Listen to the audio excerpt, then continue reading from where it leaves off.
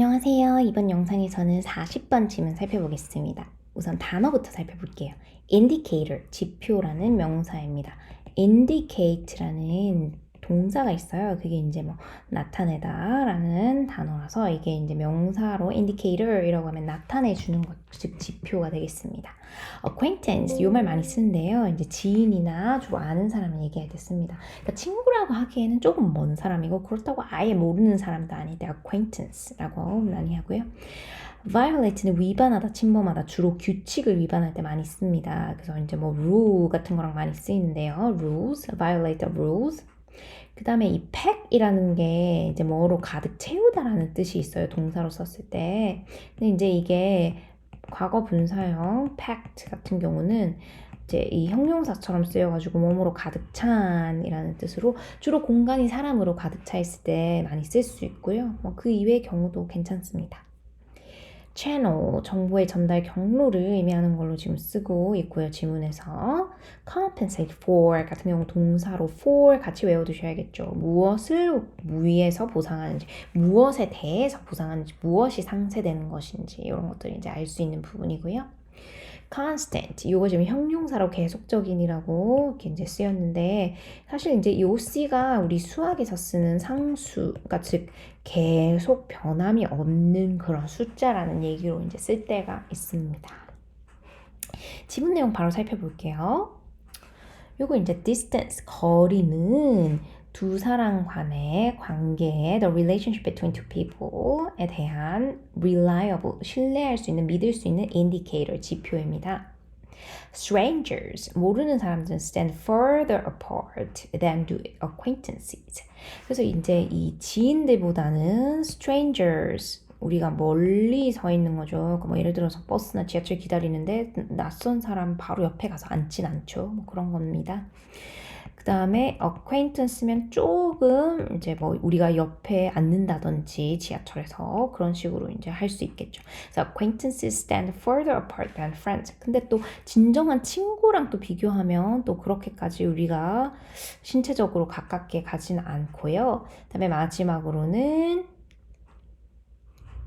이제 romantic partners를 넣을 수 있겠네요. 그러니까 가장 가까운 이제 이 거리를 서로 유지하고 있는 사람들은 이 연인이 되겠고, 연인보다 조금 더가 친구, 그 다음에 지인, 그 다음에 낯선 사람, 이렇게 이제 거리가 점점 더 멀리 떨어져서 서 있게 되는 어떤 순서라고 보시면 되겠고, sometimes of course these rules are violated. 이런 규칙은 are violated. 위반된다. 그래서 이제 규칙의 입장에서 이제 주어로 나온 규칙이니까 이제 위반이 된다라고 얘기를 하는 게 더 좋겠죠. 그래서 이게 지금 수동태로 쓰인 부분 캐치해 놓으시면 되겠고, recall, 뭐뭐 한번 떠올려 보라, 기억해 보라 라고 했네요. The last time, 마지막. When you rode 20 stories, 20계단층을 타고 간 거예요. 20계층을 in an elevator, 어떤 엘리베이터에서. 근데 그 엘리베이터가 packed with total strangers. 아주 낯선 사람들로 가득 들어찬 그런 엘리베이터를 타고 20계층을 이동한다고 생각해보자. 마지막에 어땠는지 생각해보자 라는 얘기고, 이 sardin이라는 거는 사실 그 정어리라는 그 어떤 물고기를 얘기를 하는데 이제 아마 물고기들이 빽빽하게 서로 옆에 붙어서 다니나 봅니다. 그래서 승객이 빽빽한 이런 경험은 no doubt, 정말 의심의 여지 없이 분명히 made the situation, 이 목적어 the situation을 a bit uncomfortable, 조금 그 불편하게 만들었을 것이다. 그게 왜 그렇냐면 with your physical space violated, 이제 여러분의 물리적 공간이 violated, 뭔가 이제 규칙을 지키지 않았거나 누군가에게 이제 침범 당한 걸 얘기할 때 violate라고 쓸 수 있는데요. 그래서 물리적인 어떤 신체적인 공간이 침범된 상태에서, 자, 이 부분도 우리가 가끔 고급 독해에서 나오는 부분인데 with라는 전치사를 쓰면 이 전치사의 목적어가 나와야 되고요. 이 전치사의 목적어가 어떤 상황인지 설명해 주는 보어가 나올 수 있고, 이 보어의 자리에 이렇게 과거 분사가 올 수도 있습니다. 예를 들면 이 목적어와의 관계가 신체적, 물리적 공간이 침범당하는 거니까 이거 이제 과거 분사로 써야겠고요. 그리고 뭐뭐 했을 수도 있다. may have tried.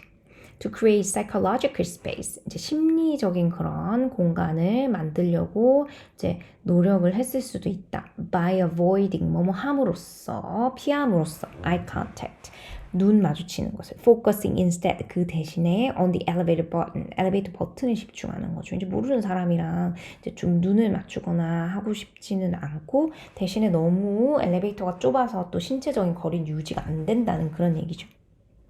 그러니까 결국 이 사람들이 신체적 거리를 늘릴 수 없으니까 대신에 by reducing closeness in one non-verbal channel. 그러니까 이제 비언어적인 어떤 수단인 눈 마주치기를 이제 좀 그 눈 마주치기에 있어서의 closeness를 줄임으로써 one can compensate for, 보상할 수 있다. unwanted closeness in another channel. 다른 어떤 그 채널에 의해서 좀 원치 않았지만 겪어야 했던 근접성을 상쇄시킬 수 있다는 얘기가 되겠습니다.